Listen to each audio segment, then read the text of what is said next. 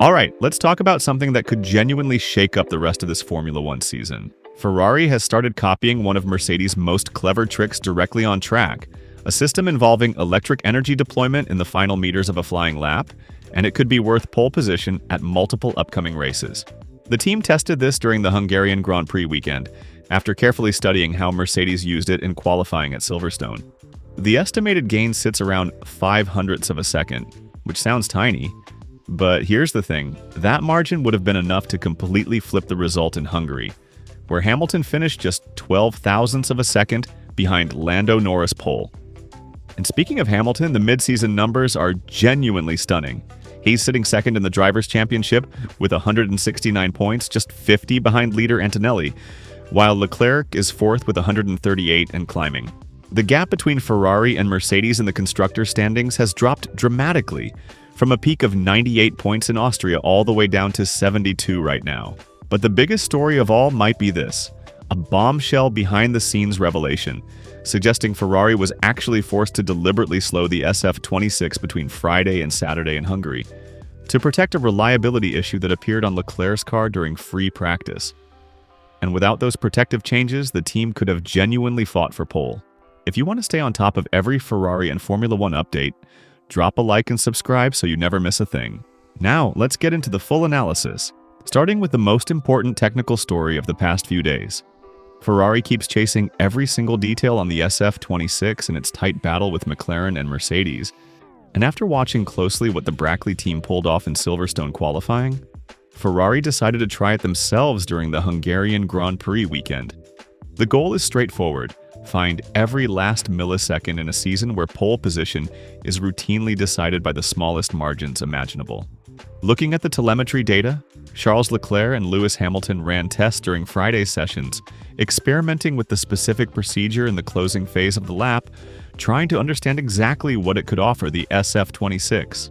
Ferrari chose to keep things in the evaluation stage, though, and didn't actually deploy the system during Hungaroring qualifying. So how does this thing actually work? The Mercedes trick, already refined to a high level by the Brackley engineers, allows the car to release electrical energy in the final meters of a flying lap in a completely different way than normal. The procedure demands incredibly precise throttle and battery management.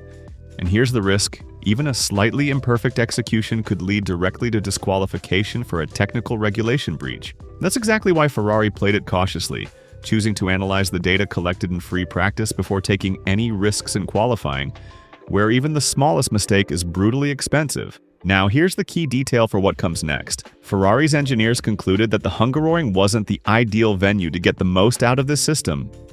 It's an energy-rich circuit, and the potential advantage there would have been too small to justify the risk of a mistake in qualifying. But that absolutely doesn't mean Ferrari has abandoned the idea. On the contrary, this test is seen as crucial preparation for circuits like Zandvoort, Monza, Baku, and Singapore, where a handful of hundredths can be the difference between pole and the second row. The estimated benefit is around 0.05 of a second, minimal on paper but capable of completely changing a qualifying result. Remember, in Hungary, Hamilton finished just 12 thousandths behind Norris' pole, which tells you everything about how decisive every single detail can be at this level. Now let's look at some genuinely remarkable mid-season numbers for Ferrari's two drivers. This so-called championship of updates has brought a real unpredictability to the season. If after Australia it looked like Mercedes might dominate for a long stretch, by Hungary it's crystal clear that the four top teams are very closely matched. Ferrari's drivers are currently second and fourth in the standings after the Hungarian Grand Prix. Hamilton leads the way with 169 points, 50 behind championship leader Andrea Kimi Antonelli, while Leclerc sits 81 points back at 138, and he's been building momentum consistently. The gap between Brackley and Maranello in the constructor standings, after hitting that heavy peak of 98 points in Austria, has kept shrinking and now sits at just 72 points. But it's not only the Ferrari-Mercedes gap that's closing, the gap between Ferrari's two drivers is also tightening. It peaked at 46 points in Spielberg, with Hamilton well clear of his teammate. But since the Red Bull Ring, Leclerc has won the head-to-head battle against Hamilton in every race except the Silverstone Sprint, cutting the difference down to just 31 points. Looking at the overall internal rivalry, after a 2025 season that Leclerc dominated, This time around, the advantage tilts slightly toward the British driver. Hamilton leads in podiums 5-4 and in point-scoring finishes 11-9, partly due to 2 retirements for Charles. Here are some of the more interesting comparison numbers. Both drivers have 1 race win this season, Hamilton's in Barcelona and Leclerc's at Silverstone. Both have made it into Q3 in every single qualifying session, 100% of the time. Both have second place as their best qualifying result on Saturday, and both have collected 2 sprint race podiums this season. Sprint weekends are actually where Leclerc truly shines, beating his teammate in 3 out of 4 Saturday sprint races. In the main Grand Prix head-to-head, though, Hamilton holds the edge at 6-5. In sprint shootouts, Hamilton leads 3-1, while in traditional qualifying, it's Leclerc who's ahead 6-5. Now we get to the biggest story of all, the explosive behind-the-scenes revelation that's emerged in the days since Hungary. A technical account that could finally explain why Ferrari lost competitiveness at exactly the most critical moment of the weekend. According to information shared during an Auto Racer livestream, the Maranello team was forced to make significant setup changes to the SF26 between Friday and Saturday to manage a potential reliability problem that appeared on Leclerc's car during the opening free practice sessions. This is a technical analysis rather than an official team confirmation, but the reconstruction goes a long way toward explaining the clear performance shift observed between free practice and qualifying. So, what actually happened? Ferrari looked almost perfect on Friday, helped by cooler temperatures and wind conditions that affected the other teams more heavily. But from Saturday onward, the SF26 progressively lost its edge due to the setup modifications made to protect reliability. Interestingly, Ferrari was already losing top speed during Friday's free practice sessions, which suggests the real change had less to do with engine management and more to do with those setup adjustments. The effect showed clearly in how the car behaved on track.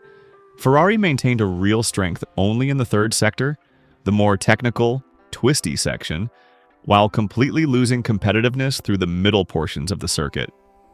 And here's the number that gives Ferrari fans chills. According to the Auto Racer analysis, without those protective changes, Ferrari could have genuinely challenged for pole at the Hungaroring. Hamilton, with a completely clean second attempt in Q3, would have had every chance to close that tiny gap to Lando Norris, just 12 thousandths at the finish. It shows how close Ferrari actually was to a major result, and how much the reliability protection decision ultimately cost in terms of the final outcome of the weekend. It remains a reconstruction based on technical evidence, pending any official confirmation, but the picture it paints is remarkably clear. The chassis and power unit update scheduled for the championship restart could be the step that finally closes the gap to the frontrunners, with A2O 2 arriving for Monza, and the full aerodynamic package ready for Zandvoort on the 23rd of August. This fight is far from over.